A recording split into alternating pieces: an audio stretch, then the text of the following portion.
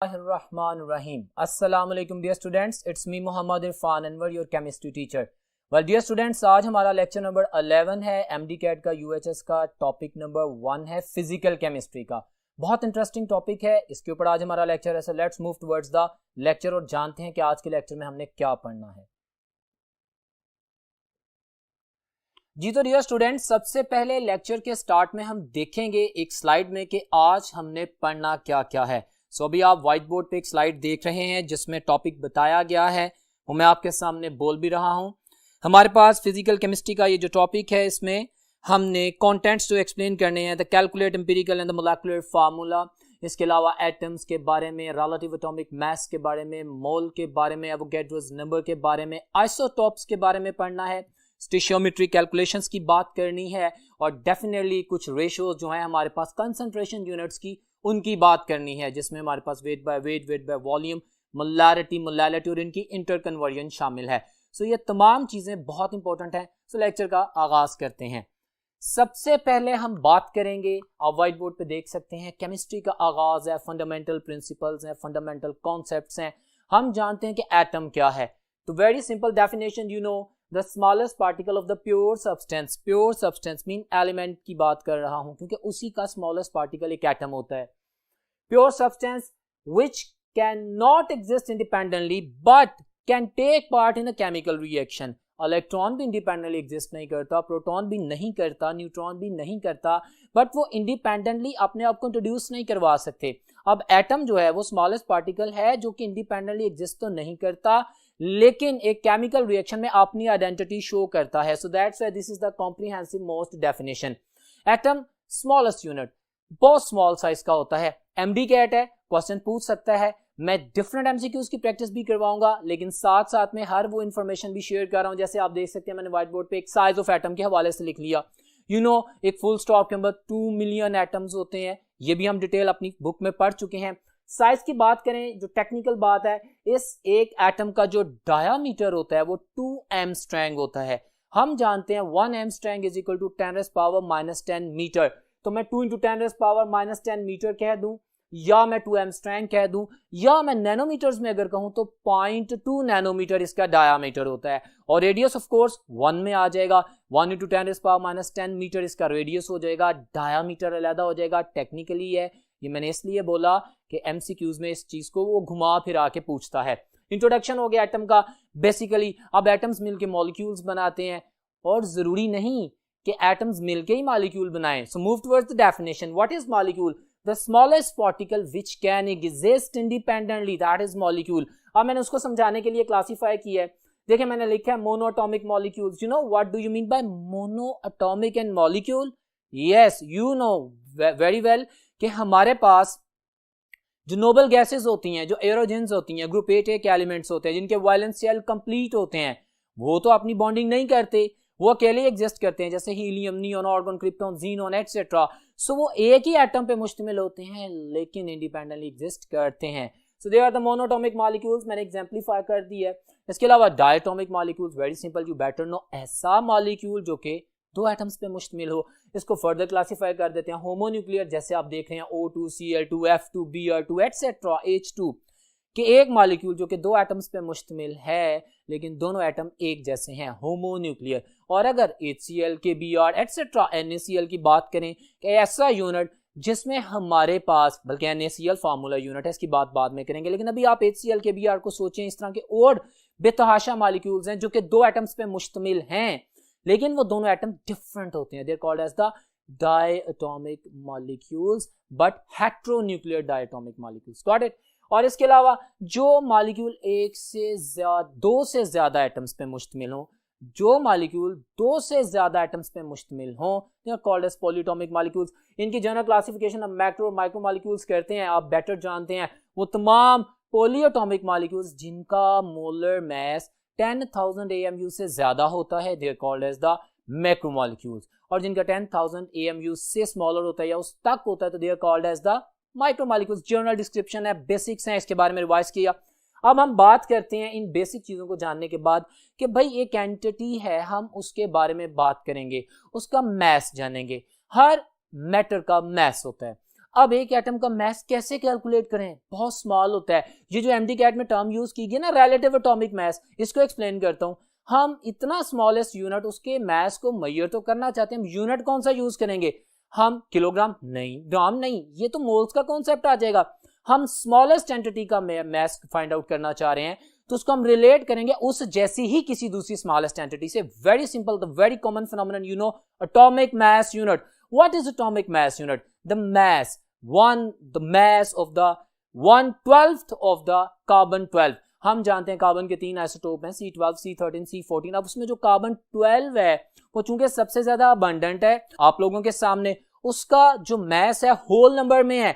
हम तमाम दुनिया में पाए जाने वाले एटम्स को उससे रिलेट करते हैं। Relative atomic mass, you see in the white board मैंने एक बात की है, relative atomic mass, the comparison of the mass, चाहे वो मॉलिक्यूल को चाहे वो एटम का, उसको जब रिलेट करते हैं C12 के 1/12 के साथ, तो that is 1 atomic mass unit, और उसका जो मास आता है that is the relative atomic mass. Very simple discussion this is, you better know. इसके अलावा मास नंबर, ये मैंने एक खास वर्ड यूज किया है आपके MD-CAT के हवाले से जो क्वेश्चंस आते हैं।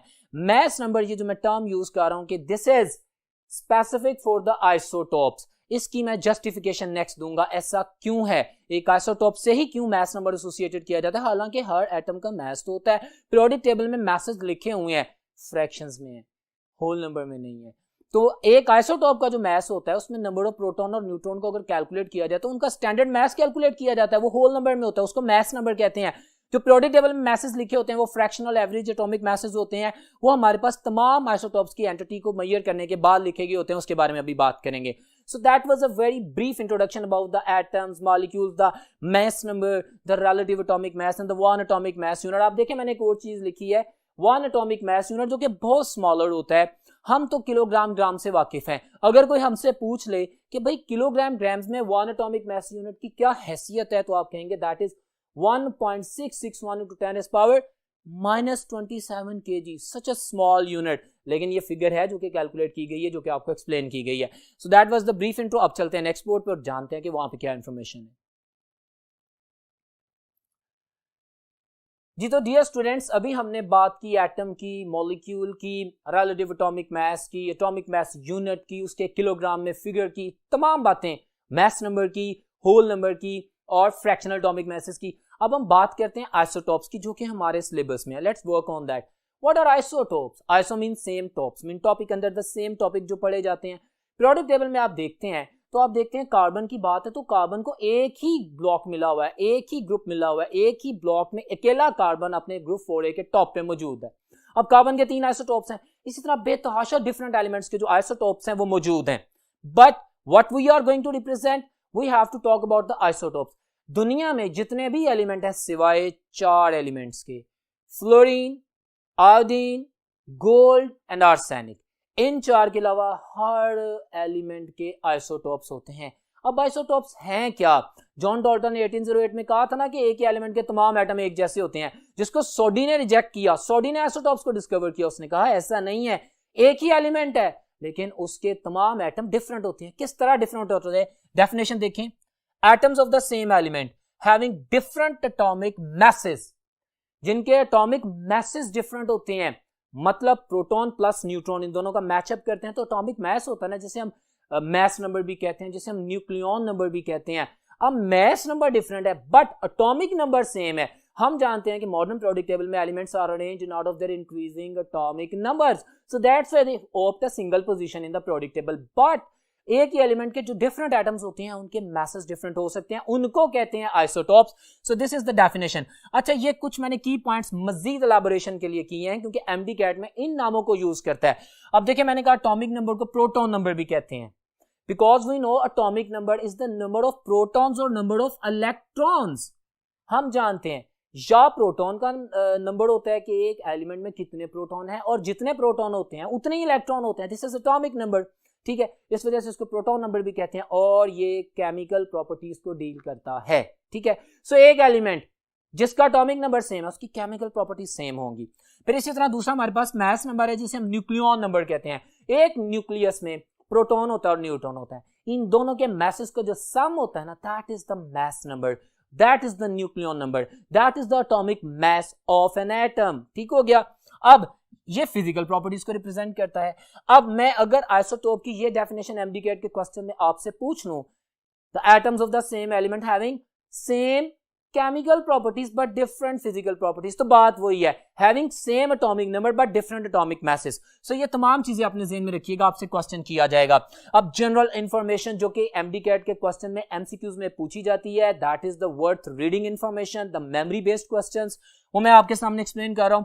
टोटल 280 स्टेबल आइसोटोप्स हैं जी, 280 stable isotopes for every element, जो जितने भी एलिमेंट है। अब उनमें से जो 40 आइसोटोप्स हैं ना वो रेडियो एक्टिव एलिमेंट्स के हैं, और बाकी 240 हमारे पास जो नॉर्मल एलिमेंट्स हैं जो रेडियो एक्टिव नेचर नहीं होते उनके हैं। Got it. अब ये 280 का नंबर हो गया। इसके अलावा ये भी इंफॉर्मेशन है, देयर आर 300 अनस्टेबल आइसोटोप। जब रेडियो एक्टिव डिसइंटीग्रेशन हो रही होती है, जब रेडियो एक्टिव डिके हो रहा होता है, एक बड़ा मॉलिक्यूल टूट रहा होता है, सॉरी एक बड़ा एटम, जब एक बड़ा एटम टूट रहा होता है रेडियो एक्टिव डिके के नतीजे में, तो उस दौरान भी, उस डिसइंटीग्रेशन में भी small small temporary for the time being atoms बनते हैं, आइसोटोप्स बनते हैं, but they are unstable, they are 300। याद रखना है वो कौन से हैं, दिस इज इररेलेवेंट, लेकिन ये बात कि there are 300 unstable radioactive isotopes very important, जो आप याद रखेंगे।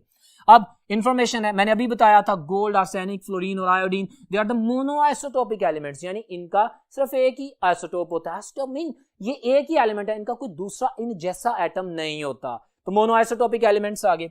फिर elements with the very important information है, ऑब्जर्व किया गया, एक्सपेरिमेंटल बेस्ड है, कि जिनके even atomic number and even atomic message होते हैं वो यूजुअली ज्यादा आइसोटोप्स रखते हैं।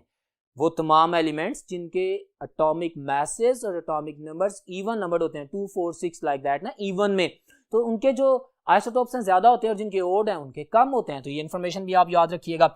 अब जो 280 टोटल स्टेबल आइसोटोप्स है उसमें से मैंने कह दिया अभी रेडियो एक्टिव फारिग हो गए, भी रेडियो एक्टिव को हम डिस्कस नहीं कर रहे।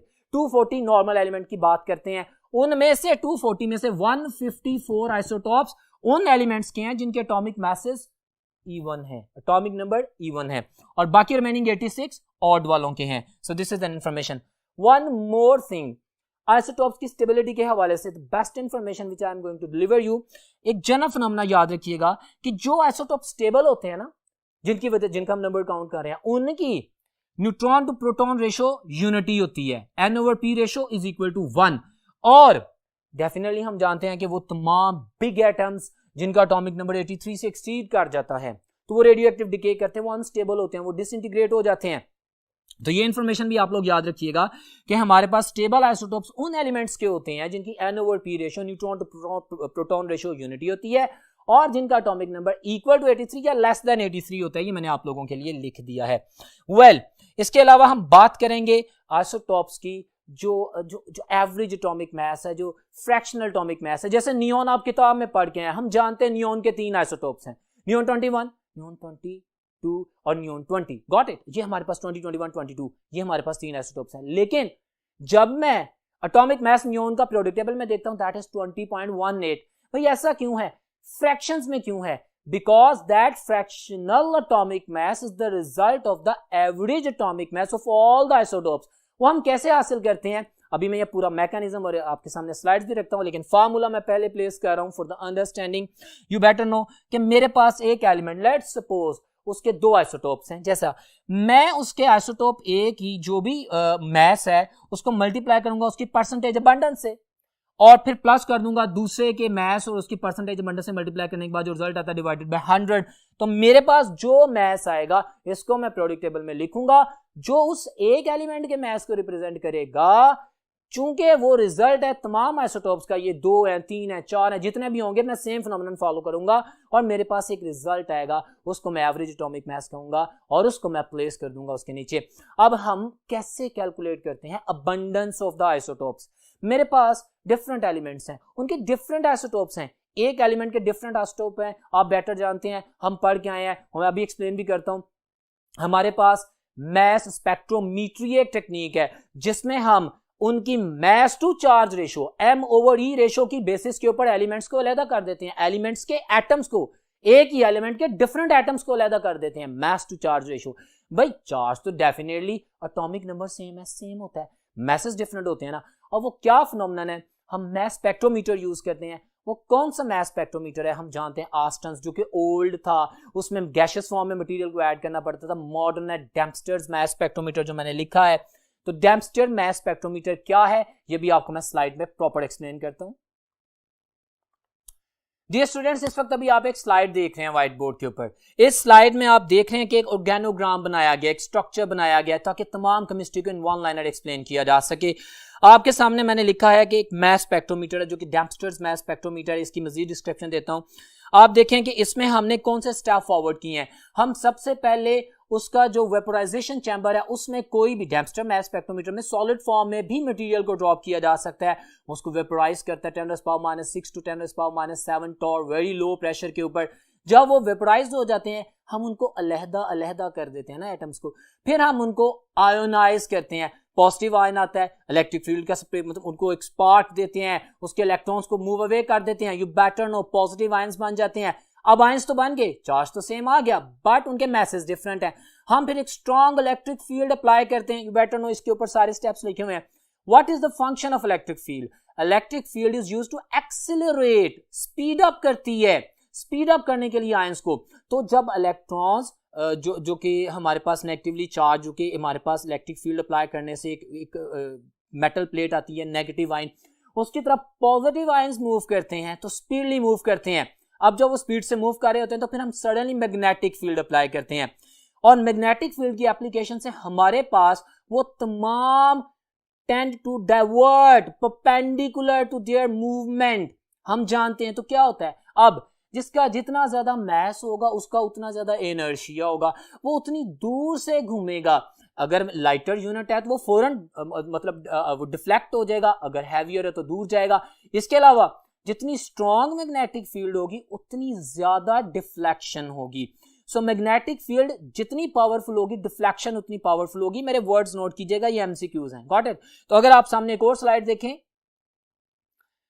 तो ये जो मैंने अभी बोला है आपके सामने वो स्पेक्ट्रोमीटर, डेम्पस्टर स्पेक्ट्रोमीटर मौजूद है। वो तमाम स्टेप्स जो कि आपकी बुक में भी बड़ी डिटेल में है, मैंने क्लासिफाई करके आपके सामने रख दिए। हम किस तरह एक सैंपल एलिमेंट जिसके डिफरेंट आइसोटॉप, जिसके एटम्स का डिफरेंट मैस है, उनको पहले अलग करते हैं, वेपोराइज करते हैं, फिर उनको आयनाइज करते हैं, फिर उनको एक्सेलरेट करते हैं with the help of electric field, and then we are going to apply a strong magnetic field, और वो अलहदा अलहदा होके आयन कलेक्टर के ऊपर या इलेक्ट्रोमीटर के ऊपर गिरते हैं। अब जिस भी एटम के मैस के एतबार से उसकी परसेंटेज ज्यादा होगी, they are the same elements, ठीक है ना, वो एलिमेंट तो सेम है क्योंकि एटॉमिक नंबर सेम है। जिसका भी मैस डिफरेंट होगा वो उस हिसाब से अपनी पोजीशन पे फॉलो इन करेगा और एक ग्राफ बनेगा, एटॉमिक नंबर एक्स एक्सिस में and perpendicular to the X axis जो कि वाई एक्सिस है, वहां पे परसेंटेज होती है, और उस परसेंटेज के ऊपर हमारे पास अमाउंट जो करंट जनरेट होता है वो हमें ग्राफ में शो कर दिया जाता है कि भाई इस मैस का जो एटम है वो ज्यादा पाया जाता है, इसकी परसेंटेज अबंडेंस ज्यादा है। So on the white board see that हमारे पास मैंने ये जो सारी चीजें आपके लिए लिखी थी, मैस ऑफ द आइसोटोप मुझे पता लग गया और उसकी परसेंटेज भी पता लग गई। जैसे नियॉन की एग्जांपल आप जानते हैं 20, 21, 22, सबको हम कैलकुलेट करके जब उसका एवरेज मैस निकालते हैं।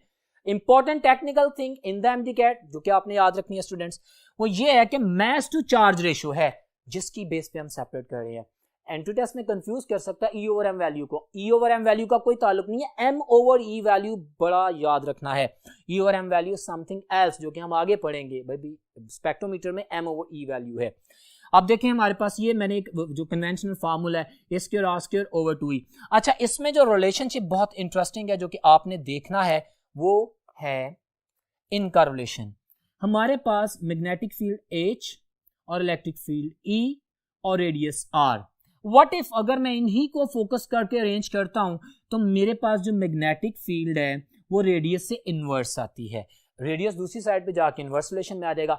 मतलब जितनी स्ट्रॉन्ग मैग्नेटिक फील्ड होगी, जो डाइवर्टिंग आइसोटोप है जो भी है, उसका रेडियस कम होगा, बिकॉज मैग्नेटिक फील्ड ज्यादा होने से वो जल्दी घूम जाएगा, यानी डिफ्लेक्शन ज्यादा हो जाएगी। एंड यू सी जो इलेक्ट्रिक फील्ड, अगर इसका और रेडियस का मैं रिलेशनशिप ड्रॉ करूं तो रेडियस और इलेक्ट्रिक फील्ड डायरेक्ट रिलेशन में आती है।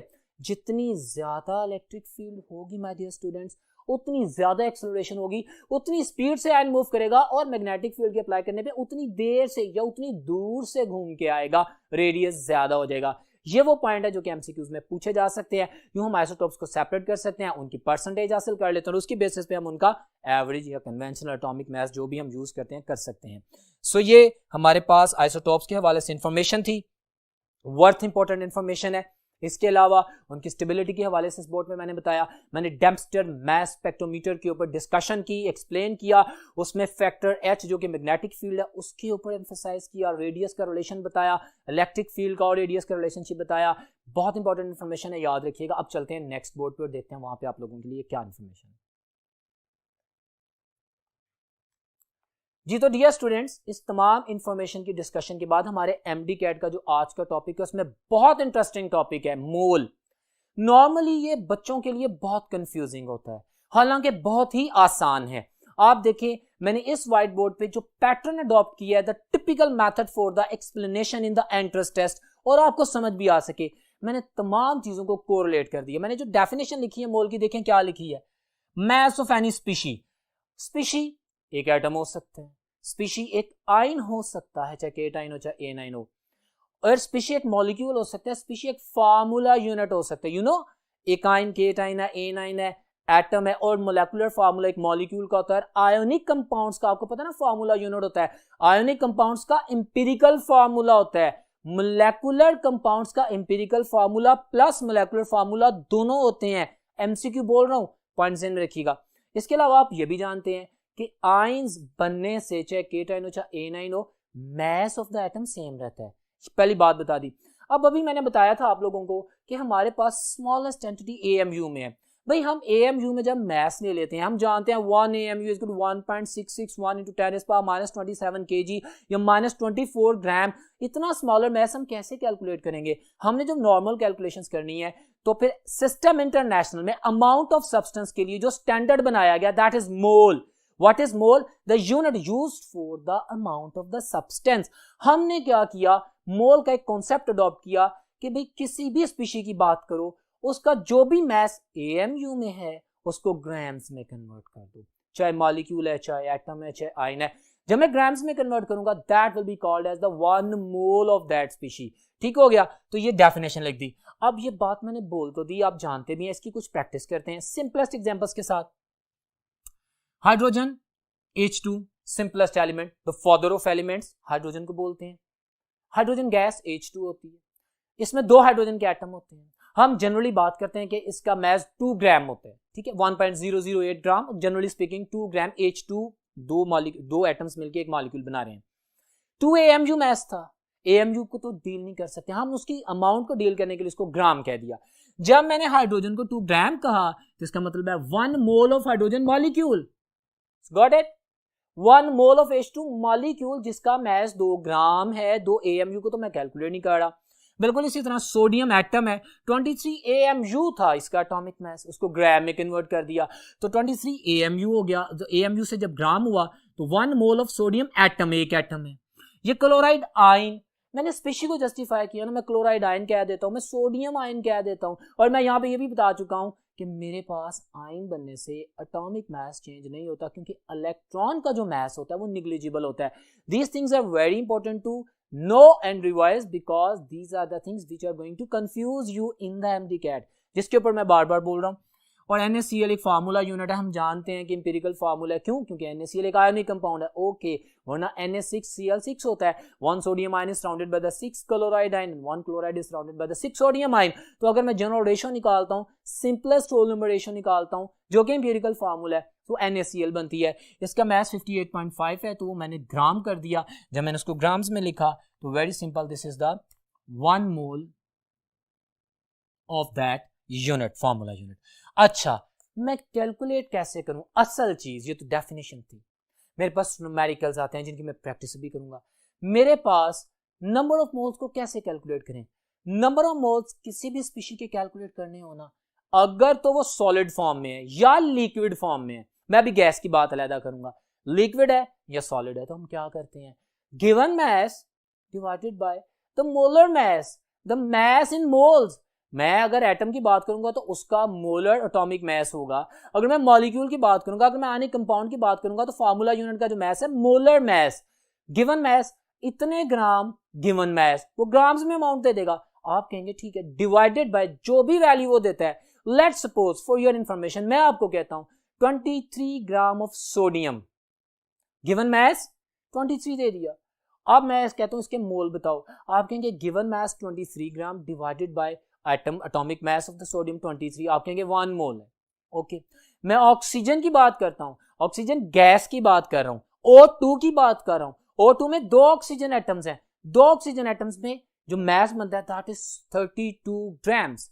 1 mole of oxygen gas 32 gram, done हो गया। अब क्या करेंगे, मैं कहता हूं 32 ग्राम ऑफ ऑक्सीजन गैस है, बताएं कि इसमें ऑक्सीजन एटम के कितने मोल है। मेरा वर्ड सुने, मैंने ऑक्सीजन मॉलिक्यूल नहीं पूछा, ऑक्सीजन एटम पूछा। अगर मुझे आपने 32 ग्राम गैस दी ऑक्सीजन और मुझसे एटम्स के मोल्स पूछ रहे हैं तो मैं फिर एटॉमिक मास प्लेस करूंगा, मैं 32 डिवाइडेड बाय 16 जो कि एटॉमिक मास ऑक्सीजन का वो प्लेस करूंगा। और अगर सेम क्वेश्चन में मैं आपको कह दूं 32 ग्राम ऑफ ऑक्सीजन गैस, इसका 1 मोल ऑफ मॉलिक्यूल है, इसका मोल ऑफ मॉलिक्यूल कैलकुलेट करें तो आप फिर मॉलिक्यूलर मास लिखेंगे 32 लिखेंगे। सो एटॉमिक मास में 32 डिवाइडेड बाय 16 और मॉलिक्यूलर मास में 32 डिवाइडेड बाय 32 करूंगा और यूं 1 और 2 मोल्स आ जाएंगे। I can easily calculate the number of moles, very one basic information. उसके बाद अगर गैस की बात करते हैं, व्हाइट बोर्ड पे देखें number of moles of gas, तो given volume over molar volume, gases की हम बात करते हैं। बट डियर स्टूडेंट्स, एक जनरल इंफॉर्मेशन है जो ए लेवल्स में एक्सप्लेन्ड है, एफएससी में इतनी क्लियर नहीं है, मैं बोल रहा हूं। हमने पढ़ा हुआ है कि स्टैंडर्ड टेम्परेचर एंड प्रेशर जो कि गैस का हमारे एफएससी में है that is 0 degree centigrade. Okay, यही चलता है, यही हमारे एमडीकैट में भी है। 0 डिग्री सेंटीग्रेड टेम्परेचर है, उस पे 1 मोल ऑफ गैस का वॉल्यूम क्या होता है, स्टैंडर्ड वॉल्यूम हर गैस का जो कि 1 मोलर है, जिसका मोल 1 है that is 22.414 decimetre cube. Done हो गया। अब रूम टेम्परेचर 25 डिग्री सेंटीग्रेड पर वॉल्यूम होता है 24 डेसीमीटर क्यूब। मैं इसलिए बता रहा हूं कि इसमें एमडीकैट का क्वेश्चन आया हुआ है। आपको 25 डिग्री सेंटीग्रेड पर जो मोलर वॉल्यूम है गैस का वो पता होना चाहिए, दैट इज 24, और 0 डिग्री सेंटीग्रेड पर 22.414, you are very much familiar with that. एक और बात वैसे नोट कर लें कि 50 डिग्री सेल्सियस पे 26 डेसीमीटर क्यूब होता है 1 मोलर गैस का वॉल्यूम। तो ये जो भी गिवन वॉल्यूम हो, अब मेरी इस प्रोवाइडेड इंफॉर्मेशन के मुताबिक आपको कोई टेम्परेचर चेंज भी दे देगा ना, you will be in a very good position to answer that. Got it? So आपको जो भी गिवन वॉल्यूम दिया जाए वो कहता है जी नाइट्रोजन गैस है N2, कहता है जी नाइट्रोजन गैस का गिवन वॉल्यूम है 11.2 डेसीमीटर क्यूब। ओके, तो कहता है भाई मुझे बताओ इसके कितने मोल्स हैं। मैं कहूंगा given volume 11.212 DM cube divided by 22.414 decimetre cube at STP, जो स्टैंडर्ड वॉल्यूम है उससे डिवाइड कर दूंगा तो 0.5 मोल मेरा आंसर आ जाएगा। सो इस फार्मूला को यूज करना है, प्रैक्टिस में लाना है और आपने आंसर करना है। One very important thing my dear students, आप याद रखेंगे बच्चों, ये देखिए number of moles N, given mass small N molar mass, इस तरह गिवन वॉल्यूम मोलर वॉल्यूम। अगर इन 3 चीजों में से कोई सी भी 3 चीजों में से कोई एक चीज बता दी जाए, एक चीज पूछ ली जाए और 2 चीजें गिवन हो, अभी अब नंबर ऑफ मोल्स फाइंड किए ना, आपको गिवन मास पता था, मोलर मास पता था, आपने number of moles find out कर लिए। फर्स्ट किया आपको स्टेटमेंट एमडीकैट के क्वेश्चन में नंबर ऑफ मोल्स दे देगा और कहेगा कि भाई अगर मैं इतना मास यूज करूं तो बताओ उसका मोलर मास क्या होगा। ये 2 चीजें पता लग गई तो तीसरी फाइंड आउट कर सकते हैं। इसी तरह अगर आपको मोलर मास भी बता दे, नंबर ऑफ मोल्स भी बता दे, तो आप गिवन मास भी कैलकुलेट कर सकते हैं। सो ये तमाम प्रैक्टिसेस आपने करनी है जो कि आपके सामने एक्सप्लेन की गई है। अब मैं एक और कॉन्सेप्ट को रिलेट करके कुछ एमसीक्यूज की प्रैक्टिस करवाऊंगा आप लोगों की, क्योंकि ये सारी डिबेट का फायदा ही तब है जब आप इसकी प्रैक्टिस करें। Watch this, what is Avogadro number? You know what is Avogadro number? The number of particles. ये एवोगैड्रोस ने बताया था हमें कि किसी भी चीज के gas, liquid, solid, atom, molecule, ion, formula unit, किसी भी स्पीशी के 1 मोल में उस स्पीशीज के कितने पार्टिकल्स होते हैं, that is 6.02 to 10 raised power 23, the number of the particles present in 1 mole of any species. So this is the Avogadro's number. My dear student, अगर हमने number of particles find out करने हो किसी भी species के, तो हम क्या करते हैं, उसके नंबर ऑफ मोल्स, वो नंबर ऑफ मोल्स जो मैंने इस फार्मूले से कैलकुलेट किए हैं उनको एवोगैड्रो नंबर से मल्टीप्लाई कर देते हैं। तो मेरे पास उस स्पीशी के नंबर ऑफ पार्टिकल्स आ जाते हैं, उसके जितने भी मोल्स हैं उसको जब एवोगैड्रो नंबर से मल्टीप्लाई करते हैं तो आपके पास उसके पार्टिकल्स आ जाते हैं। अब तक ये जितनी भी डिबेट की है, जितनी भी डिस्कशन की है, उसकी एग्जाम्पलीफाई करने के लिए, उसको अंडरस्टैंड करने के लिए कुछ एमसीक्यूज आप व्हाइट बोर्ड पे भी देख सकते हैं जो मैंने लिखे हैं। पहला एमसीक्यू है term which is related to the isotope. आ गया ना, ये एमडी कैट का क्वेश्चन है, स्पेसिफिकली मैंने लिखा है आइसोटोप से एसोसिएटेड कौन सी टर्म है, रिलेट करती है। कहता है एवरेज एटॉमिक मास। बच्चा कंफ्यूज हो सकता है, एवरेज एटॉमिक मास तो मैंने कहा था किसका है, जब तमाम percentage abundances of each and different isotopes के बाद हम निकालते हैं, जो कि एक एलिमेंट का, जो कि फ्रैक्शंस में होता है, जो किसी भी एक एटम का नहीं होता। नियॉन 20.18, किसी भी एक एटम का मास 20.18 नहीं है, या 28, 21 है, या 22 है, होल नंबर्स में। सो आइसोटोप्स के मास में एवरेज और फ्रैक्शनल एटॉमिक मासेस का कोई कॉन्सेप्ट नहीं है। Got it. हमारे पास मास नंबर होता है होल नंबर में 21, 22, 23, जो sorry 20, 21, 22, it's for the neon, you better understand, whole number में होता है। लेकिन हमारे पास फ्रैक्शनल एटॉमिक मास, ये हमारे पास एक जनरल एलिमेंटल रिप्रेजेंटेशन होती है, ठीक हो गया। तो आइसोटोप से एसोसिएटेड सिर्फ मास नंबर है। Second MCQ, identify the mono isotopic elements. मैंने 4 बताए थे, कौन से, गोल्ड, आर्सेनिक, आयोडीन, फ्लोरीन। देखते हैं इनमें से कौन मौजूद है, तो fluorine. Yes, this is my answer. Mono isotopic element है, मेमोरी बेस्ड है। डिफरेंट क्वेश्चन पूछ सकते हैं मेमोरी बेस्ड पे, कितने स्टेबल आइसोटोप है जी, 280। अच्छा, उन स्टेबल आइसोटोप्स में से नॉर्मल एलिमेंट्स के कितने हैं जी, 240। अच्छा, उन 240 में से जो इवन एटॉमिक मास और नंबर के हैं वो कितने हैं, 154, and so on. You can understand. वो तमाम डाटा जो मैंने लास्ट बोर्ड पे आपको बताया था वो एमसीक्यूज ही हैं जो पूछे जाएंगे। सो मेमोरी बेस्ड क्वेश्चन से मैंने रिलेट कर दिया so that you can understand. उसके बाद बात करते हैं MCQ in mass spectrometer. Mass spectrometer हमने कौन सा यूज किया, द डेम्पस्टर्स मास स्पेक्ट्रोमीटर। अच्छा, isotopes are separated on the basis of mass over charge value, हम जानते हैं एम ओवर ई वैल्यू। अलहदा से एमसीक्यू आ सकता है, लेकिन ये जनरल बात है, मैंने बता दी है। कहता है बाय इंक्रीजिंग इलेक्ट्रिक फील्ड को बढ़ाया है, एक्सेलरेशन को बढ़ाया है, स्पीड को बढ़ाया है। अब क्वेश्चन क्या कह रहा है, by increasing electric field which will be more, acceleration yes, radius of ion yes. क्यों, ये दोनों बातें ठीक हैं। जितनी स्पीड से जाएगा मैग्नेटिक फील्ड की एप्लीकेशन से, वो उतनी दूर से टर्न लेगा, रेडियस ज्यादा होगा। वो जो मैंने भी आपको रिलेशन बताया था h²r²/2e, और उनमें h, r और e का रिलेशनशिप एक्सप्लेन किया था। अब इसमें डिफ्लेक्शन मोर नहीं होगी। तो देखिए ना, डिफ्लेक्शन है मुड़ना, ये स्टूडेंट्स को कंफ्यूज करता है। डिफ्लेक्शन है मुड़ना। मेरी बात सुने, इलेक्ट्रिक फील्ड ज्यादा होगी, स्पीड ज्यादा होगी, तो डिफ्लेक्शन देर से, स्लो, कम डिफ्लेक्शन, लेस डिफ्लेक्शन होगी, ज्यादा डिफ्लेक्शन नहीं होगी। डिफ्लेक्शन ज्यादा होती है मैग्नेटिक फील्ड के बढ़ाने से। So focus on these words. तो ये इसके पास जो मेरा आंसर आता है that is the delta option, जो कि बड़ी सामने है आपके सामने। तो ये delta option, A and B दोनों ऑप्शन है। अब नेक्स्ट बोर्ड पे चलते हैं, कुछ और एमसीक्यूज की प्रैक्टिस करते हैं जी। तो डियर स्टूडेंट्स, एक और एमसीक्यू आपके सामने है, 49 ग्राम ऑफ H2SO4। अब आते हैं मोल्स की केमिस्ट्री की तरफ कि कैसे हमने बात करनी है। और उसमें माय डियर स्टूडेंट्स, मैं आप लोगों को एमडी कैट में, एंट्रेंस टेस्ट में आंसर करने के लिए स्टैंडर्ड बनाने के ऊपर फोकस करूंगा। वो क्या है देखते हैं। 49 gram of the H2SO4 contains number of atoms. अब उसने मुझे बताया कि बताओ कि H2SO4 एक मॉलिक्यूल है, sulphuric acid, king of chemical की बात हो रही है, उसका 49 ग्राम ऐसा। अच्छा, उसमें नंबर ऑफ एटम्स पूछे हैं उसने। मैंने कहा ठीक है। मैंने जब ये स्टेटमेंट पढ़नी है ना, फोकस ऑन माय वर्ड्स के स्टैंडर्ड कैसे बनाते हैं, फॉर योर हेल्प मैंने सोल्यूशन में देखें वर्कआउट किया। नंबर ऑफ मोल्स में सबसे पहले फाइंड आउट करूंगा। कैसे कैलकुलेट करते हैं, given mass 49 gram over molar mass of the sulphuric acid 98 होता है। यू बेटर नो, सल्फर 32 होता है, ऑक्सीजन 16 होता है, ऑक्सीजन के 4 हैं, सल्फर 1 है, 32, और हाइड्रोजन के 2 एटम्स हैं, उनको कंबाइन करके 98 आता है। Very simple. तो मेरे पास कितने मोल्स आए, 0.5 मोल्स। अच्छा, ये देखें, मैंने एक अजीब केमिस्ट्री आप लोगों के सामने लिखी है। This is the standard. वो जो आपको पता होगा, पहले आप वो बना देंगे 1 मिनट में, मतलब विद इन 5 to 10 सेकेंड्स आप लिख लेंगे। मसलन कि भाई 1 मोल ऑफ H2SO4, उसका मास होता है 98 ग्राम, आपको पता है। उसके अंदर नंबर ऑफ मॉलिक्यूल्स 1 Na होते हैं, उसके अंदर नंबर ऑफ एटम्स कितने होते हैं, वो 4 5 6 7 एटम्स होते हैं। स्टैंडर्ड बना लिया। जब आपने स्टैंडर्ड बना लिया, अब आपके पास कोई भी चेंज करे, आप वही तमाम चेंजेस हर एक पे अप्लाई कर देंगे।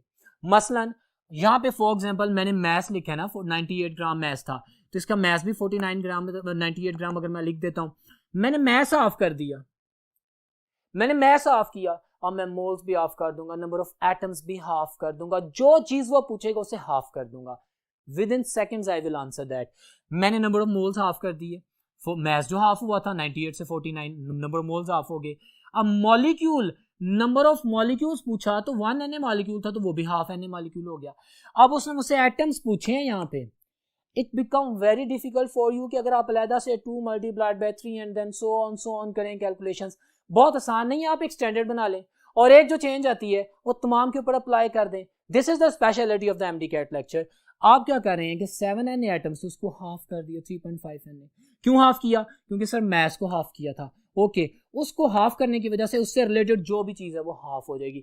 With in a second I will be able to answer that 3.5 Na is my answer. तो ये मैंने आपके सामने आंसर किया मोल्स का। इसके अलावा कुछ और MCQs की प्रैक्टिस करते हैं जी। तो डियर स्टूडेंट्स, अभी आप एक स्लाइड देख रहे हैं जिसमें मैंने कुछ क्वेश्चंस आप लोगों के सामने रखे हैं। मैं स्टेटमेंट पढ़ रहा हूँ। क्वेश्चन है the total number of atoms of the hydrogen and oxygen in 9 gram ice is given mass 9 gram है, और वो पूछ क्या रहा है कि atoms of hydrogen and oxygen. So इनमें ऑप्शंस को डिस्कस करने से पहले जो साथ मैंने सोल्यूशन लिखा है वो देखें। नंबर ऑफ हाइड्रोजन एटम्स, अब मेरी बात सुने, पहले तो मैं नंबर ऑफ मोल्स कैलकुलेट करूंगा ना उसके, कि मैं स्टैंडर्ड बनाता हूं जो मैंने अभी बात की कि given mass over the molar mass of the water, मैंने फाइंड आउट कर लिया कि 0.5 मोल्स हैं। मैंने मोल्स को हाफ कर दिया वाटर के। अब एक H2O के मोल में हाइड्रोजन के 2 Na एटम होते हैं, ऑक्सीजन के 1 Na एटम होते हैं। अब मैं जब आपका मैस हाफ कर रहा हूं तो इसी तरह ये तमाम एंटिटीज हाफ होती जाएंगी। उसने मुझे डिफरेंट ऑप्शंस दी हैं। उन ऑप्शंस को अगर मैं गौर से देखूं तो मेरे पास 9 ग्राम आइस में उसने जो पूछा था कि hydrogen and oxygen is 9 gram ice में है, तो हाइड्रोजन के एटम्स बताएं। तो हाइड्रोजन के एटम्स 2 Na थे ना वाटर में, H2O में 2 Na पार्टिकल थे। अब 1 Na पार्टिकल हो जाएंगे, कितने हो जाएंगे हमारे पास 6.02 10⁻23। ऑक्सीजन कितने थे?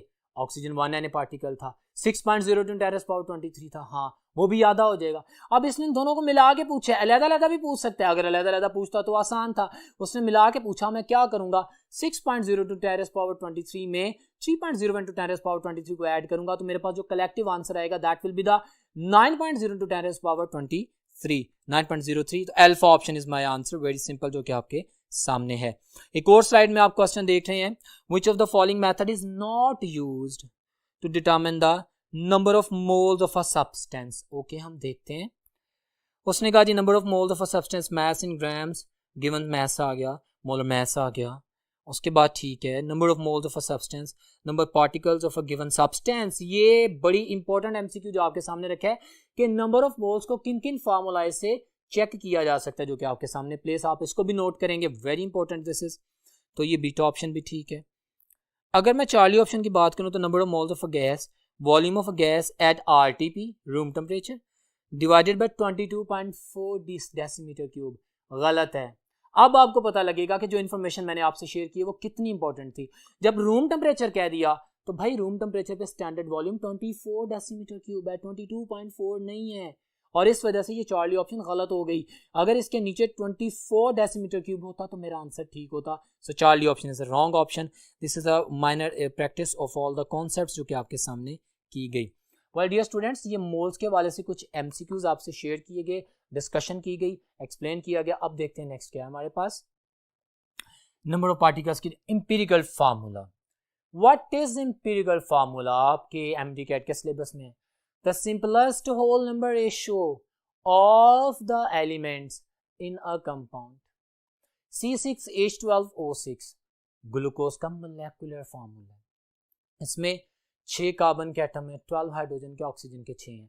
We have this number. अगर मैं इसकी सिंपलेस्ट होल नंबर रेशियो निकालता हूं तो CH2O आता है, क्योंकि 6 12 6 की होल नंबर रेशियो 1:1 आती है ना। तो ये वो हमारे पास फार्मूला है, the formula representing the simplest whole number ratio।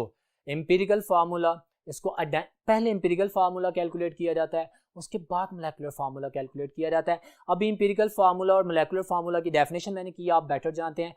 और दूसरा स्टेप जो कि हमने एम्पिरिकल फार्मूला की डिटर्मिनेशन में है परसेंटेज को कैलकुलेट करने के बाद, वो ये है कि जो परसेंटेज हर एलिमेंट की आई है उसको उसके एटॉमिक मास से डिवाइड करना है to get the number of moles. अब ये स्टेटमेंट देखें, यहां पे मैंने डिसाइसिव फॉर्म में लिखा है नंबर, तो ये मैंने जानबूझ के लिखा था कि आपकी क्लैरिटी हो जाए। बहुत से बच्चे एटॉमिक नंबर लिख देते हैं और एमडी कैट में क्वेश्चन गलत हो जाता है। तो माय डियर स्टूडेंट, यहाँ पे आपने एटॉमिक नंबर नहीं लिखना, यहाँ पे आप लोगों ने एटॉमिक मास लिखना है। हर एलिमेंट का जो एटॉमिक मास है उसकी परसेंटेज से उसको डिवाइड करना है। So this was a trick specifically design for you, ताकि आपकी गलती ना हो। हमारे पास नंबर ऑफ मोल्स आ जाएंगे। तीसरा स्टेप हम जानते हैं, जो भी नंबर ऑफ मोल्स आए हर एलिमेंट के जो लीस्ट वैल्यू है उससे डिवाइड कर देंगे, हमारे पास एक आंसर आएगा। अगर तो आंसर होल नंबर में है तो वही एम्पिरिकल फार्मूला की प्लेसमेंट में यूज हो जाएगा। लेकिन अगर फ्रैक्शंस में है तो हम पता क्या करेंगे, हम किसी भी सूटेबल नंबर से मल्टीप्लाई करेंगे ताकि हमारे पास होल नंबर में आंसर आ जाए। सो वेरी इंपॉर्टेंट फैक्टर्स ये मैंने आपके सामने एक्सप्लेन किए, 4 स्टेप्स हैं। एम्पिरिकल फार्मूला डिटरमिन हो जाता है हमारे पास, और यूं हम बड़ी आसानी से एक किसी भी मॉलिक्यूल का जो एम्पिरिकल फार्मूला है वो डिटर्मिनेशन कर देते हैं।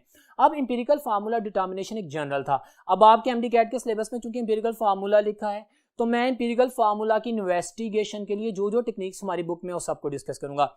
मैं कंबस्शन एनालिसिस की बात करूंगा।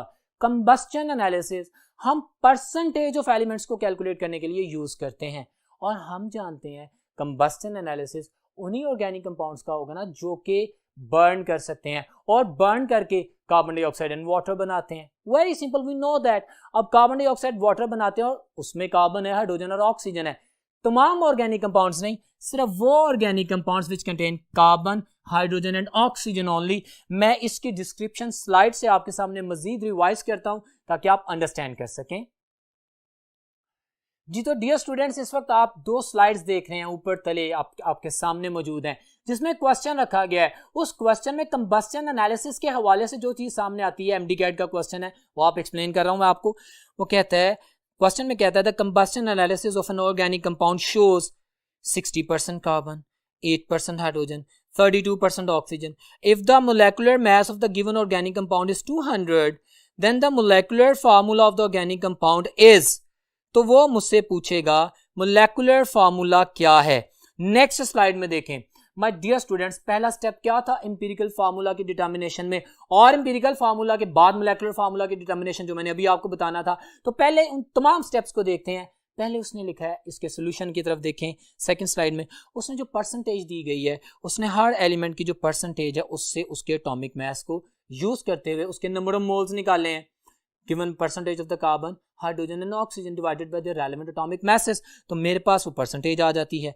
अच्छा, नंबर ऑफ मोल्स आ जाते हैं। उस नंबर ऑफ मोल्स की कैलकुलेशन के बाद मैं देखता हूँ जो लीस्ट वैल्यू है उन सब से उसको डिवाइड कर देता हूँ, तो फिर मेरे पास 2.5, 4 एंड 1 जो आंसर आता है वो आ जाता है। अब ये फ्रैक्शंस में है, मैं चाहता हूं कि इसको होल नंबर में कन्वर्ट करूं, वो तो 4th स्टेप है। तो मैं मल्टीप्लाई करता हूं एक सूटेबल नंबर 2 से, और मेरे पास एक वैल्यू आती है जिसके नतीजे में मेरे पास एम्पिरिकल फार्मूला C5H8O2 आ जाता है। एम्पिरिकल फार्मूला डिटरमिन कर लिया जो व्हाइट बोर्ड में मैंने एक्सप्लेन किया था, ओके। उसके बाद हम मोलेकुलर फार्मूला कैसे फाइंड आउट करें। My dear student, you know मैंने आप लोगों को बताया है कि जब भी एम्पिरिकल फार्मूला को इंटीजर n से मल्टीप्लाई करेंगे तो मोलेकुलर फार्मूला आ जाता है। स्टूडेंट्स, इंटीजर n क्या है, n कैसे हासिल होगा, तो भाई जो molar mass of the compound आपको बताया जाता है, जो कि इसने बताया है, मोलर मास बता दिया divided by empirical formula mass. Students are worrying कि मैं एम्पिरिकल फार्मूला मास कहां से लाऊंगा, you better know empirical formula मैंने अभी कैलकुलेट किया है, इसका मैं मास कैलकुलेट करता हूं, जो मोलर मास उसने दिया है उसको उसके ऊपर लिखता हूं, डिवाइड करूंगा, मेरे पास वैल्यू ऑफ n आ जाएगी, और जब वैल्यू ऑफ n को मैं मल्टीप्लाई करूंगा तो मेरे पास मोलेकुलर फार्मूला सामने आ जाता है। तो इन ऑप्शंस में अगर देखते हैं तो C10H16O4 मेरा आंसर है, that is the option, answer is a. तो C10H16O4 है। माय डियर स्टूडेंट्स, यहाँ पे empirical formula, molecular formula determination में, इंटीजर n की डिटर्मिनेशन में जितनी मैंने बातें की हैं ये तो याद रखनी ही है, या आप पढ़ते हैं। इसके अलावा एक और अहम बात याद रखिएगा कि जो कंबस्टन एनालिसिस है, जिसे A लेवल्स में लीबैग्स मेथड भी बोलते हैं, ये वो मेथड है जिसमें मैंने व्हाइट बोर्ड में बताया आप लोगों को कि कार्बन, हाइड्रोजन और ऑक्सीजन ही जिस कंपाउंड में उसको फाइंड आउट करने के लिए करते हैं। यहाँ पे एक बात याद रखिएगा कि जो कार्बन डाइऑक्साइड बनती है, जो प्रोसीजर में से गुजारते हैं, हम जानते हैं ना 50% KOH में एब्जॉर्ब होती है, यस। और जो H2O बनता है burning of the organic compound से, वो मैग्नीशियम क्लोरेट में एब्जॉर्ब होता है, मैग्नीशियम पर क्लोरेट में MgCl4 ट्वाइस में एब्जॉर्ब होता है। बहुत खूबसूरत सवाल MD कैट का। Which one of the following is a physical change? Carbon dioxide का पोटेशियम हाइड्रोक्साइड में एब्जॉर्ब होना या वाटर का मैग्नीशियम पर क्लोरेट में एब्जॉर्ब होना? तो यहाँ पे आप आंसर करेंगे कि हमारे पास जब वाटर एब्जॉर्ब होगा मैग्नीशियम पर क्लोरेट में, वो फिजिकल चेंज है। लेकिन जब कार्बन डाइऑक्साइड अपने कार्बन डाइऑक्साइड एब्जॉर्बर KOH में 50% में एब्जॉर्ब होगी तो that is a chemical change. क्यों? क्योंकि carbon dioxide acidic in nature है, QH बेसिक इन नेचर है, इन दोनों का रिएक्शन होगा, पोटेशियम कार्बोनेट बनेगा and that's a chemical change. कहने की बात यह है कि MD कैट में जब हम बात कर रहे हो तो हमें हर चीज की बड़ी क्लैरिटी होनी चाहिए, कंफर्मेशन होनी चाहिए, और तमाम ट्रिक्स जो कि अप्लाई किए जा सकते हैं जो हुए हैं मैंने बेतहाशा MCQs की फॉर्म में आप लोगों के सामने रखे हैं सो दैट यू कैन अंडरस्टैंड। अब हम चलते हैं नेक्स्ट बोर्ड पर, देखते हैं कि वहां पे क्या है।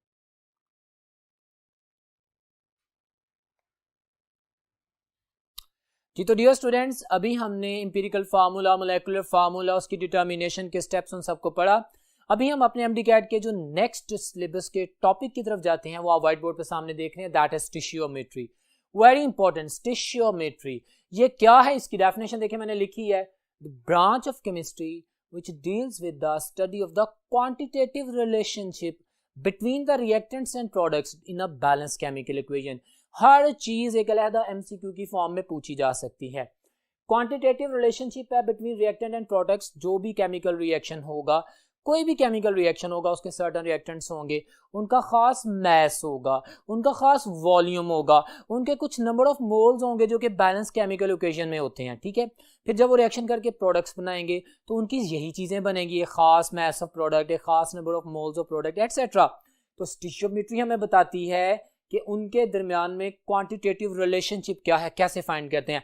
तो सबसे पहले तो मैं जो रिलेटेड MCQs और इसके कॉन्सेप्ट को अंडरस्टैंड करने के लिए जो बुनियादी चीजें हैं वो मैं एक्सप्लेन कर रहा हूं। See on the white board, all reactant must convert into the product. तो स्टिशियोमेट्रिक कैलकुलेशंस जो हो रही हैं उनमें हमारे पास ये कंडीशंस का फॉलो होना जरूरी है। तमाम रिएक्टेंट्स जो कि बैलेंस केमिकल इक्वेशन में शो रहे हैं उनको प्रोडक्ट में कन्वर्ट होना चाहिए। कोई भी ऐसा रिएक्टेंट ना हो कि उसकी सर्टेन अमाउंट भी प्रोडक्ट में कन्वर्ट ना हुई हो। जो बैलेंस केमिकल इक्वेशन में यूनिट्स शो हो रहे हैं, जो नंबर ऑफ मोल्स शो हो रहे हैं, जो मास शो हो रहा है, that all must be converted into the product. No side reaction occur. जब हमने क्वांटिटेटिव रिलेशनशिप पढ़ना है और एक रिएक्शन का पढ़ना है और बैलेंस केमिकल इक्वेशन में हमारे पास पूरी क्वांटिटी कैलकुलेटेड है कि इतने नंबर ऑफ मोल्स हैं रिएक्टेंट के, इतनी प्रोडक्ट्स बना रहे हैं, तो हमारे पास साइड रिएक्शन अगर होगा तो सर्टेनली अमाउंट यानी क्वांटिटी शिफ्ट हो जाएगी। तो क्वांटिटेटिव रिलेशन के लिए इस चीज का समझना भी जरूरी है कि साइड रिएक्शन ना हो। बाकी law of conservation of mass and law of definite proportion must followed. Law of conservation of मास आप जानते हैं कि मास can never be created, can not be destroyed, it can be converted into one two another form, लेकिन जितना मास है उतना ही मास बनेगा product का भी, उससे कम ज्यादा नहीं होगा, ठीक है। इस तरह लॉ ऑफ डेफिनेट प्रोपोर्शन, जो सर्टेन मॉलिक्यूल बन रहा है वो अपनी परसेंटेज एलिमेंटल कंपोजिशन को फॉलो करेगा।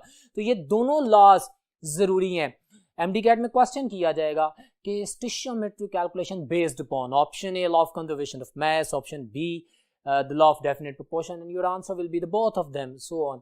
और तीसरा देखिए मैंने लिखा है कि applicable to only irreversible reactions. Reversible reaction पे अप्लाई नहीं होगा भाई, सर्टेन अमाउंट ऑफ रिएक्टेंट सारे के सारी प्रोडक्ट में कन्वर्ट होगी, रिएक्शन रुकेगा तो ही रिलेशनशिप स्टडी करेंगे ना। तो इन चीजों को मैंने निहायत आसान अंदाज में एक्सप्लेन किया। ये तो हमारी थ्योरी थी। अब MD कैट की प्रैक्टिस की तरफ आते हैं। अच्छा, उससे समझने से पहले आपके पास मैंने ये कुछ रिलेशनशिप लिखे हैं। क्वांटिटी है ना, क्वांटिटी किसकी फॉर्म में हो सकती है? हमारे पास एक केमिकल रिएक्शन है, बैलेंस केमिकल रिएक्शन है, हमारे पास क्वांटिटी में मैस और मैस का रिलेशनशिप पूछा जा सकता है। भाई इतने ग्राम रिएक्टेंट्स थे, कितने ग्राम प्रोडक्ट बने, गॉट इट? या इन दोनों के दरमियान। अच्छा, रिएक्टेंट प्रोडक्ट का रिलेशन भी छोड़ दे, मैं एडवांस बात करूंगा। आप रिएक्टेंट्स के दरमियान में भी लिमिटिंग रिएक्टेंट के कॉन्सेप्ट को यूज करते हुए इसको आंसर कर सकते हैं, स्टिशियोमेट्री को अप्लाई कर सकते हैं। तो वो उसकी एडवांसमेंट है। बहरहाल अगर मैस और मैस के बारे में इन्वेस्टिगेशन हो, एक सब्सटेंस का मैस पता हो, दूसरे का फाइंड करना हो, this is called as mass mass relationship. एक का मैथ्स पता हो, दूसरे के मोल्स का पता करना हो, तो बैलेंस केमिकल इक्वेशन में अभी मैं इसकी प्रैक्टिस करवाता हूँ, तो मैथ्स मोल रिलेशनशिप कहलाता है। एक का मैथ्स पता हो, दूसरे का वॉल्यूम पता करना हो, या वॉल्यूम पता हो मैथ्स पता करना हो, तो मैथ्स वॉल्यूम रिलेशनशिप कहलाता है, या वॉल्यूम वॉल्यूम रिलेशनशिप, ये आपके सामने है। तो ये तमाम चीज़ें हैं जो आप लोगों ने अपने ज़हन में रखनी है, जो हमने मेमोराइज करनी है।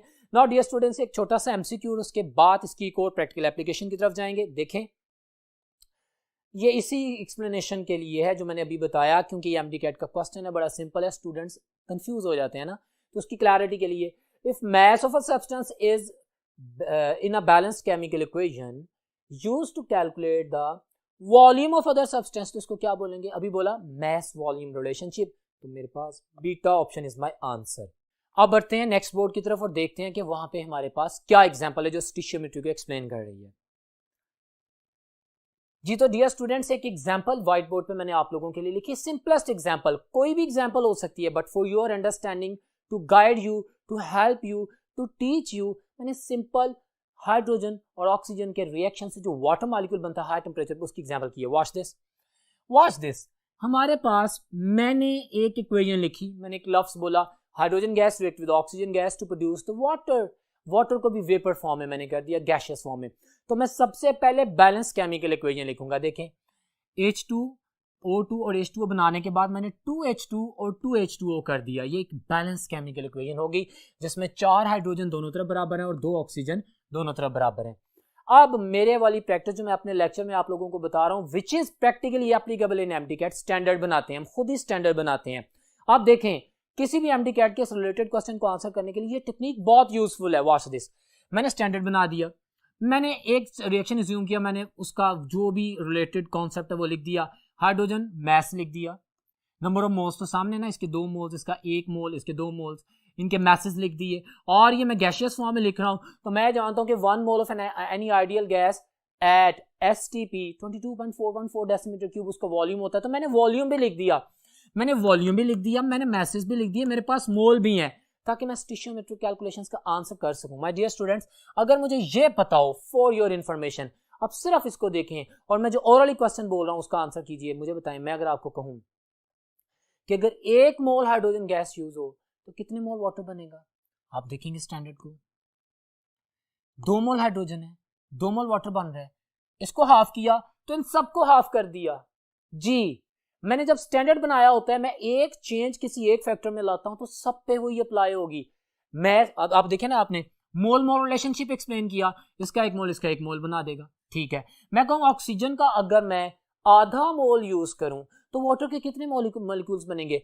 आप देखेंगे कि यार इसका 1 मोल जो था वो इसके 2 मोल बना रहा था, तो इसका आधा मोल इसका 1 मोल बनाएगा। Very simple, got it. अब देखें, मैं कहता हूं कि मेरे पास अगर 4 ग्राम हाइड्रोजन है, ये कितने ग्राम वाटर बनाएगा? तो आप कहेंगे 4 ग्राम 36 ग्राम वाटर बनाएगा। मैं क्वेश्चन करता हूं सब्सटेंस टू सब्सटेंस, मैं रिएक्टेंट प्रोडक्ट की भी बात नहीं करता, मैं दोनों रिएक्टेंट्स की बात करता हूं। मैं कहता हूं कि मेरे पास अगर 2 ग्राम हाइड्रोजन हो तो वो कितने ग्राम ऑक्सीजन से रिएक्शन करेगी? आप कहेंगे आपने इसको हाफ किया, स्टैंडर्ड को इसको भी हाफ कर दिया, आप कहेंगे 16 ग्राम। You are getting my point, my students, what I am trying to teach you. When you will establish a standard, then it will be a very simple practice for you people to answer the MCAT questions, and this is very very important. Got it? तो आप एक standard establish कर लें, जैसा कि मैंने moles के बारे में भी आपको बताया था, जैसे कि मैंने नंबर ऑफ पार्टिकल्स के बारे में बताया था। जब आप एक स्टैंडर्ड स्टैब्लिश कर लेते हैं तो उसकी एक माइनर चेंज से तमाम को वेरीफाई भी कर सकते हैं, चेक भी कर सकते हैं और प्रॉपर सही आंसर भी कर सकते हैं। ठीक हो गया। अब बात करते हैं यील्ड की। यील्ड को एक्सप्लेन करने के लिए मैं एक स्लाइड लिखता हूँ आपके लिए। जी तो डियर स्टूडेंट, इस वक्त आप यील्ड के हवाले से एक स्लाइड देख रहे हैं, रिलेटेड टॉपिक है, मैंने कहा इसको भी शेयर कर दूं, इससे रिलेटेड क्वेश्चंस भी एमडीकैट में पूछे जा सकते हैं। So watch on this. वो कहते हैं जो यील्ड के बारे में डिस्क्रिप्शन है वो मैं सारी पढ़ के बता रहा हूँ आपके सामने व्हाइट बोर्ड पे। The amount of the products obtained in a chemical reaction is called the actual yield, and the amount of the product formed which are being possible through a balanced chemical equation that is called as theoretical yield. Actual yield और theoretical yield, अब इन दोनों का उसने comparison किया है और ये सारे एमसीक्यूज की फॉर्म में पूछ सकता है। बड़ा सिंपल सा कॉन्सेप्ट है, वो डिस्क्रिप्शन कर रहा है। तो मैं पहले पढ़ता हूँ आपके सामने जो theoretical yield है। The amount of the product calculated from the balance chemical equation, ये मैंने बताया इक्वेशन की डेफिनेशन। फिर कहता है theoretical yield is always greater than the actual yield। उसकी रीजन पता क्या है? क्योंकि एक्चुअल एक्सपेरिमेंट में प्रोडक्ट वेस्ट हो जाती है, साइड रिएक्शन होता है, फिल्ट्रेशन में, प्यूरिफिकेशन में, ड्राइंग में मटेरियल ज़ाया होता है, इनएक्सपीरियंस लेबर की वजह से भी मटेरियल ज़ाया होता है. सो that's why theoretical yield is always greater than the actual yield. और परसेंटेज यील्ड कैलकुलेट करने का फार्मूला है actual yield divided by theoretical yield multiplied by 100. आपको कोई क्वेश्चन दे दिया जाए आप उसकी वैल्यूज पुट करके आंसर कर सकते हैं. बिल्कुल इसके कंपैटिबल आप देख सकते हैं. पहले डेफिनेशन एक्चुअल यील्ड की लिखी हुई है कि एक्सपेरिमेंट के बाद जो आता है, फिर actual yield is less than the theoretical yield, और फिर उसके बाद बात की गई है reasons for the less actual yield. जो मैंने अभी बोला, हमारे पास साइड रिएक्शंस होते हैं, उसने लिखा working of a practical inexperienced worker, lack of the proper application of the technique, experimental error आता है, ठीक है, और हमारे पास कंपीटिंग साइड रिएक्शन से ये सारी बातें आपके सामने आ सकती हैं. तो ये यील्ड के हवाले से भी कुछ चीज़ें आपके सामने एक्सप्लेन की, आप इसको ज़हन में रखिएगा, पढ़िएगा. MDCAT में अगर रिलेटेड क्वेश्चन आए तो पूछ सकते हैं, आपको आंसर कर सकते हैं. अब हम बात करते हैं अपने नेक्स्ट टॉपिक की. हमने कुछ कॉन्सेंट्रेशन यूनिट्स पढ़ने हैं. MDCAT students are getting confused about कि यार इतनी मुश्किल कैलकुलेशंस कैसे करेंगे. ये MDCAT का लेक्चर है, इसमें आपको ट्रिक्स और टू द पॉइंट बात बताई जाएगी कि हम कैसे इस चीज़ को अंडरस्टैंड करें, उससे रिलेटेड तमाम डाटा कैसे आंसर करें. वॉच दिस, मैंने लिखा है, मैंने परसेंटेज कंपोजिशन की बात की है. परसेंटेज 100 में से कितना है. मेरे पास जब भी कॉन्सेंट्रेशन की बात होती है ना, तो हम जानते हैं किसी भी सोल्यूशन की कॉन्सेंट्रेशन की बात होती है, यू बेटर नो कि there are 9 types of the solutions. Generally हम वाटर में किसी दूसरे सॉलिड सोल्यूट के सोल्यूशन की बात करते हैं, बट सॉल्यूशंस में सारे सॉल्यूशंस आते हैं. एक बात. दूसरी बात, हमारे पास परसेंटेज हमने कंपोजिशंस फाइंड आउट करनी है, 100 में से कितना. तो उसको देखते हैं हम. हमारे पास जो कुछ स्टैंडर्ड बनाए गए हैं सिलेबस में, वो है परसेंटेज वेट बाय वेट, कितने ग्राम. देखें ये इंपॉर्टेंट पॉइंट्स हैं. Wait of solute in the divided by the weight of solution multiplied by 100. तो इन सब के साथ जब परसेंटेज का वर्ड यूज हो रहा है, तो आई am going to multiply with 100. Here I am again multiplied with the 100. तो ये परसेंटेजेस की जब भी बात होगी, आई am going to multiply with the 100. ठीक है. अब जो इंपॉर्टेंट बात थी जो मैंने लिखी, जिसके ऊपर मैंने फोकस किया, वो ये है wait of solute weight of divided by weight of solution. इससे रिलेटेड MCQ की मैं प्रैक्टिस अभी करवाता हूं. ठीक है. अगर मैं वेट बाय वॉल्यूम की बात करूंगा तो वॉल्यूम का होगा सोल्यूशन का, वॉल्यूम ऑफ सोल्यूशन, और वेट ऑफ सोल्यूट, सोल्यूट ऊपर आएगा ना डेफिनेटली. अगर मैं वॉल्यूम बाय वेट करूंगा, then volume of solute divided by the weight of solution. You know solution, solute plus solvent, इन दोनों का कॉम्बिनेशन चल रहा है, ये बात ध्यान में रखनी है. ठीक है. और वॉल्यूम ऑफ वॉल्यूम में volume of solute divided by volume of the solution multiplied by 100. ये तो स्टैंडर्डाइज हो गया. इसको एंट्रेंस टेस्ट में कैसे यूज करेंगे? ओके, आप देखें MCQ मैंने आपके सामने रखे. तो calculate the weight by weight percentage if 2 gram of NaCl, एक सोल्यूट सोडियम क्लोराइड जो टेबल सॉल्ट है, उसका 2 gram mass of solute, weight of solute, got it, dissolved in the 18 gram of water. तो परसेंटेज पूछना चाह रहा है wait by weight percentage. अब मैंने अभी पढ़ा है कि वेट बाय वेट परसेंटेज में मैं वेट ऑफ सोल्यूट को डिवाइड करूंगा वेट ऑफ सोल्यूशन पे, वेट ऑफ सोल्यूशन पे, गॉट इट. तो अब मेरे पास फैक्टर क्या आएगा? देखिए मैंने सॉल्व किया है, मैंने पहले आपको सॉल्व करके बताता हूँ. Wait of solute divided bye 20 कर रहा हूँ, 18 नहीं कर रहा. 18 इसलिए नहीं कर रहा कि ये सॉल्वेंट है. 18 ग्राम वाटर में, सॉल्वेंट में मैं 2 ग्राम सोल्यूट का मैस भी ऐड करूंगा, 20 आंसर होगा. Then I will get my answer. Very simple calculations करूंगा, आंसर बीटा will be option 10%. So my dear students, जब आपसे सवाल पूछा जाएगा तो आपने इन चीजों का बड़ा खुसूसी ख्याल रखना है और इस चीज को अप्लाई करके आंसर करना है विदाउट एनी कंफ्यूजन. एक और बात याद रखें, ये देखें यहाँ पे वॉल्यूम है, यहाँ पे वॉल्यूम है. वो तमाम कॉन्सेंट्रेशन यूनिट्स, चाहे ये परसेंटेज वाले हों, चाहे मोलैरिटी हो जो मैं आगे पढ़ाऊंगा, चाहे कोई भी फैक्टर हो, जिसमें भी सोल्यूशन वॉल्यूम में हो, जिसमें भी सोल्यूशन की अमाउंट को वॉल्यूम में डिस्कस किया जाए, they all are affected by temperature change. क्योंकि टेम्परेचर चेंज करने से ओवरऑल वॉल्यूम चेंज होता है. जब वॉल्यूम चेंज होगा तो कंसंट्रेशन पे इफेक्ट आएगा, क्योंकि हमने अपनी स्टैंडर्डाइज्ड कंसंट्रेशन जो है वो एक सर्टेन अमाउंट, एक सर्टेन वॉल्यूम ऑफ सोल्यूशन में लेनी है. अगर मैं टेम्परेचर बढ़ाता हूं, वॉल्यूम ऑफ सोल्यूशन बढ़ जाएगा, तो डेफिनेटली सॉल्वेंट की अमाउंट कम हो जाएगी, सोल्यूट की अमाउंट तो उतनी रहेगी जितनी ऐड की है. Got it. तो अगर हमारे पास वॉल्यूम में बात आती है तो टेम्परेचर इफेक्टिविटी आती है. तो एंट्री टेस्ट के हवाले से इस चीज की भी प्रैक्टिस है, बाकी सिंपल सी प्रैक्टिसेस होती हैं. अब चलते हैं नेक्स्ट बोर्ड पे, देखते हैं वहां पे क्या है. जी तो डियर स्टूडेंट्स, अब बात करते हैं मोलैरिटी की। बड़ा कॉमन यूनिट है, कॉन्सेंट्रेशन यूनिट है, आमतौर पे केमिस्ट्री में मटेरियल्स को स्टैंडर्डाइज मोलर सॉल्यूशंस में किया जाता है। What is molarity? इसकी बेसिक डेफिनेशन है number of moles of solute dissolved in 1 litre या 1 डेसीमीटर क्यूब या 1000 centimetre cube of solution. Point to be noted, the factor is number of moles of solute dissolved in 1 decimeter cube or 1 liter or 1000 centimeter cube of solution। हमारे पास जब molar solution बनाना होता है तो certain amount जो भी number of moles हैं solute के पहले ऐड करते हैं और फिर हम सॉल्वेंट ऐड करते हैं और पूरा जो सोल्यूशन है उसका वॉल्यूम 1 लीटर तक लेके जाते हैं। Got it? तो अगर आप ये देखें माय डियर स्टूडेंट्स, डेफिनेशन है। अब हम अपने MDCAT के हवाले से फोकस करते हैं। हमें मोलैरिटी का फार्मूला क्या है? Number of moles dissolved per the 1 litre of the solution या 1000 centimetre cube of the solution या 1 decimetre cube of the solution. अब एक और बात याद रखें, 1 decimetre is equal to 1 litre, MDCAT में डिस्कस कर सकते हैं, and 1 centimetre cube is equal to 1 millilitre, ml के बराबर। तो ये तमाम कॉन्सेंट्रेशन यूनिट्स का भी पता होना चाहिए। बाकी बात बड़ी सिंपल है, हम जानते हैं नंबर ऑफ मोल्स कैसे होते हैं, given mass of solute divided by the molar mass of the solute. मेरे पास एक गिवन मास है सोल्यूट का, उसका फार्मूला दे देगा, उससे मोलर मास फाइंड आउट कर लेंगे। अब डिवाइडेड बाय मतलब कि जो हमने 1 लीटर सोल्यूशन किया हुआ है जो 1000 सेंटीमीटर क्यूब, उसमें कैलकुलेट कर लेंगे, वेरी सिंपल। लेकिन जो प्रैक्टिस में फार्मूला था ना MDCAT में, मैंने आप लोगों को बता दिया है MDCAT स्टूडेंट्स को for your easy and convenient and to the point calculation. मेरे पास वो आमतौर पे MDCAT में क्वेश्चन करता है कि मुझे बताएं इतना % इतने ml सोल्यूशन में 250 ml या 250 सेंटीमीटर क्यूब या 500 सेंटीमीटर क्यूब या 100 सेंटीमीटर क्यूब, वो आपको सोल्यूशन की एक अमाउंट दे देता है, वो सोल्यूशन का गिवन वॉल्यूम दे देता है, कहता है इस वॉल्यूम में बताओ कि उसकी परसेंटेज, उसकी मोलैरिटी क्या है, मोलैरिटी क्या है। तो आपने ये वाला फार्मूला अप्लाई करना है अगर उसने सोल्यूशन, तो ये देखें molarity is equal to given mass over molar mass यानी number of moles multiplied by 1000 को ऊपर लिख देंगे, जो 1000 सेंटीमीटर क्यूब जो कि ओवरऑल सोल्यूशन स्टैंडर्ड है मेरे पास 1 डेसीमीटर क्यूब, उसको मैं ऊपर ले जाऊंगा और जो भी गिवन वॉल्यूम वो देता है उसको मैं नीचे लिख दूंगा। मिसाल के तौर पे एक प्रैक्टिस आपके सामने की है सो that you can understand the molarity concept. कहता है the molarity of NaOH solution which is 4% wait by wait is, यहां पे इंटर कन्वर्जन भी आएगी। आप परसेंटेज से मोलैरिटी फाइंड कर रहे हैं, कैसे? Very simple, just watch my students.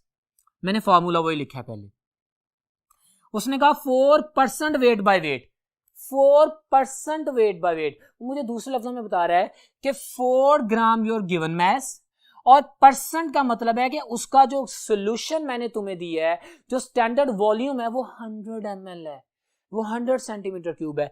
तो मैंने गिवन वॉल्यूम 100 नीचे लिख दिया और 4 गिवन मास लिख दिया। NaOH का मोलर मास मैंने यहां पे लिख दिया। जब मैंने इसको सॉर्ट आउट किया अकॉर्डिंग टू दिस फार्मूला, तो my answer is 1 molar. Very simple, clear है? आपने देख लिया कि किस तरह हम मोलैरिटी को फाइंड आउट करते हैं।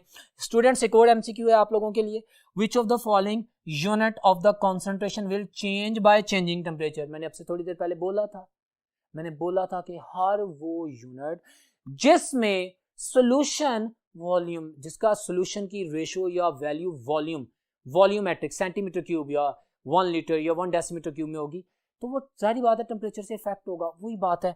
अब मैं देखता हूँ मोलैरिटी है हमारे पास, नंबर ऑफ मोल डिसॉल्व्ड पर 1 लीटर ऑफ सोल्यूशन का वॉल्यूम दिया गया है, तो मेरे पास ये तो टेम्परेचर से इफेक्ट होगी। आपको बड़ा मशहूर MDCAT के एक और MCQ रिलेटेड बता दूं, 1 molar solution is always more concentrated than 1 molal solution. Molal इसलिए बोला, बेशक आपके सिलेबस में नहीं है, लेकिन मोलैलिटी की ऑप्शन ज़हन में आती है, तो एक फर्क जरूर याद रखिएगा। मोलैलिटी जिसको स्मॉल m से रिप्रेजेंट करते हैं, उसके अंदर उसकी जो डेफिनेशन है, number of moles of solute dissolved in 1 kilogram of solvent. 1 kilogram और दूसरा सॉल्वेंट, उसमें सॉल्वेंट पहले आप ले लेते हैं, इसलिए वो टेम्परेचर से इफेक्ट नहीं होता। 1 किलोग्राम लेते हैं ना, वॉल्यूम तो नहीं लेते, वेट लेते हैं, तो टेम्परेचर चेंज करने से वेट को कुछ नहीं होता, हाँ वॉल्यूम चेंज हो जाता है। सो मोलैरिटी इफेक्ट होगी। तो ये आपके पास एक MCQ है जो कि मोलैरिटी को एक्सप्लेन करता है। आप चलते हैं नेक्स्ट बोर्ड पे, वहां पे मोल फ्रैक्शन की बात करते हैं। जी तो डियर स्टूडेंट्स, इस वक्त बात करते हैं मोल फ्रैक्शन की। फ्रैक्शन हिस्सा, पार्ट, कंट्रीब्यूशन क्या है, कितने मोल्स हैं। मेरे पास एक मिक्सचर दिया जाता है, एक सोल्यूशन दिया जाता है, उसमें ABCD 3 4 5 मुख्तलिफ किस्म के कंपोनेंट्स हैं। मुझे कहा जाता है कि इसमें किसी भी एक कंपोनेंट का कितना पार्ट है, तो बड़ा सादा सा कानून है, हम देखेंगे कि उस एक कंपोनेंट के कितने मोल्स हैं और divided by the total number of moles. Mole fraction find करनी है ना, खाली मोल फ्रैक्शन में मोल फ्रैक्शन परसेंटेज की बात नहीं कर रहा, मोल फ्रैक्शन परसेंटेज की बात भी करते हैं लोग, जैसे मैंने एक एमसीक्यू देके इसकी प्रैक्टिस भी करवाई है, लेकिन mole fraction is simple ratio. See the definition, mole fraction of any component in a mixture is the ratio of the number of the moles of it to the total number of moles of the component। जितने भी तमाम components उनके total number of moles के साथ कर देते हैं। मैंने इसकी सिंपल रिप्रेजेंटेशन की आपके सामने। मोल फ्रैक्शन ऑफ ए है, लेट्स सपोज मेरे पास एक मटेरियल है जिसमें A B C D 4 different type of the components हैं, उनके डिफरेंट नंबर ऑफ मोल्स हैं, N A plus N B plus N C plus N D and so on, उन सबके डिफरेंट नंबर ऑफ मोल्स हैं। मैं mole fraction A की calculate करना चाहता हूं या बी की या किसी की भी, तो जिसकी भी मोल फ्रैक्शन कैलकुलेट करनी है, लेट्स सपोज ए, तो उसके नंबर ऑफ मोल्स को ऊपर लिखूंगा और टोटल नंबर ऑफ मोल्स को नीचे लिखूंगा, डिवाइड कर दूंगा, तो मेरे पास जो आंसर आएगा that is the mole fraction of the component A in the mixture of the all components. Got it? दो अहम पॉइंट याद रखिएगा, it has no units, ratio है, रेशियो के यूनिट नहीं होते, and its value is always less than 1 because it's ratio. और आप जानते हैं कि ये बिगर यूनिट डाउन है, स्मॉलर यूनिट्स ऊपर है, तो ये लेस देन 1 नहीं होगी, ठीक है, याद रखिएगा।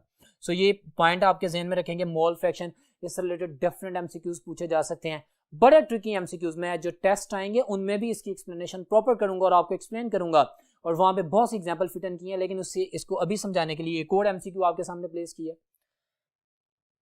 A solution contains 3 components A, B, C in the molar ratio 2, 3, 5 respectively। इसके 2 मोल्स, इसके 3 मोल्स, इसके 5 मोल्स।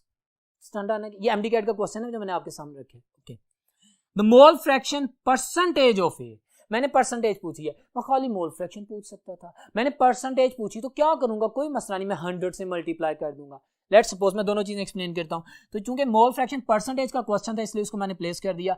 अब मैंने किया क्या, देखें सोल्यूशन। पहले मैंने कंपोनेंट ए का मोल फ्रैक्शन फाइंड आउट करना है, तो मैंने इसके मोल्स ऊपर लिखे, नीचे टोटल नंबर ऑफ मोल्स लिख दिए, 2 + 3 + 5। It's very simple, you are getting the answer. तो मल्टीप्लाइड में 100 कर दूंगा तो परसेंटेज आ जाएगी। अगर परसेंटेज ना होती तो कोई बात नहीं, 100 से मल्टीप्लाई ना करता, जहां पे 20% आंसर आया है वहां पे 0.2 मोल फ्रैक्शन आती। Got it? So this was a practice of the concept of the mole fraction. My dear students, in today's lecture of the UHS topic 1 physical chemistry, that was about the fundamental concept which is very important. In the whole lecture I tried that in this limited time I will explain you every related line and concept in the proper way in the style of the MDCAT chemistry. I hope कि आपने इसको focus किया होगा, इंशाल्लाह आप इसको दोबारा समझेंगे और अंडरस्टैंड करेंगे और प्रैक्टिस करेंगे और आपका टेस्ट बहुत अच्छा होगा। नेक्स्ट लेक्चर में मुलाकात होती है, तब तक अल्लाह हाफिज।